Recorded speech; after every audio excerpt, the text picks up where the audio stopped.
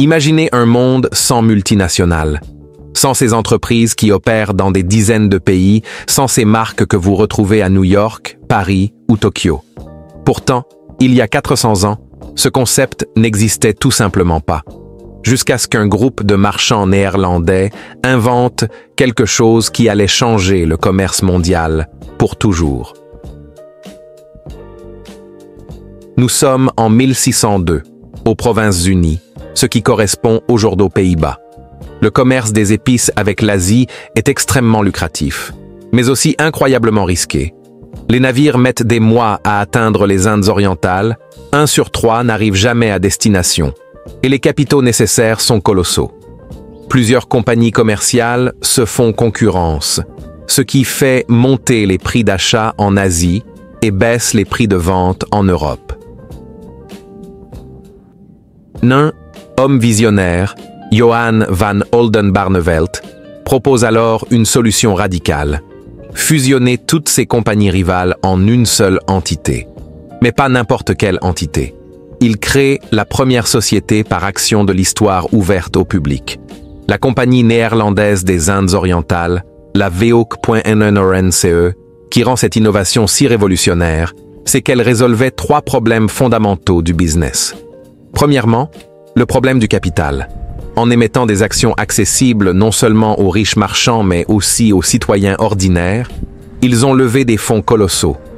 Pour la première fois, un boulanger, un menuisier ou un fermier pouvaient investir dans des expéditions commerciales lointaines. Deuxièmement, la limitation du risque. Avant la VOC, si votre navire coulait, vous perdiez tout. Avec le système d'actions, le risque était réparti entre des milliers d'investisseurs. Une perte devenait supportable car partagée. Troisièmement, et c'est peut-être le plus brillant, ils ont créé la première séparation entre propriétaires et gestionnaires. Les actionnaires nommaient des directeurs qui géraient les opérations quotidiennes.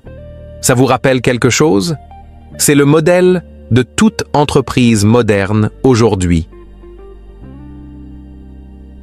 Mais la VOC a innové bien au-delà de la structure financière.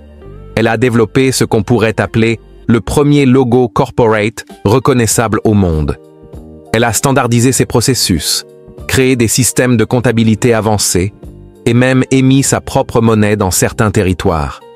Elle était tellement puissante qu'elle pouvait signer des traités, lever des armées et administrer des territoires. Pendant près de 2 siècles, la VOC a dominé le commerce mondial, distribuant des dividendes annuels à ses actionnistes. À son apogée, elle valait l'équivalent de 7 900 milliards de dollars aujourd'hui, faisant d'elle l'entreprise la plus valuée de l'histoire. Pourtant, cette success story comporte des leçons cruciales sur ce qu'il ne faut pas faire.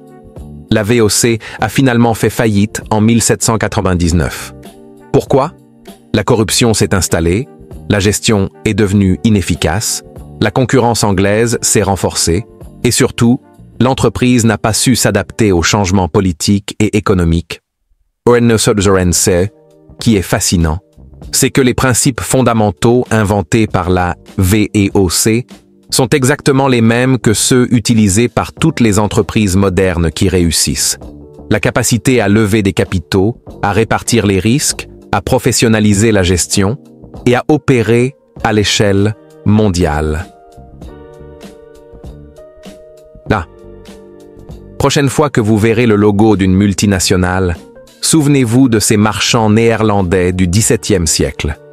Leur innovation ne concernait pas seulement le commerce des épices, mais la structure même de comment les humains peuvent collaborer à grande échelle pour créer de la valeur. Véritable leçon ici n'est pas dans l'histoire elle-même, mais dans le principe qu'elle illustre. Les innovations les plus durables ne sont pas toujours les produits ou services, mais souvent les modèles d'organisation et les systèmes qui permettent à ces produits d'exister. Peut-être que la prochaine grande innovation dans votre domaine ne sera pas ce que vous créez, mais comment vous organisez pour le créer.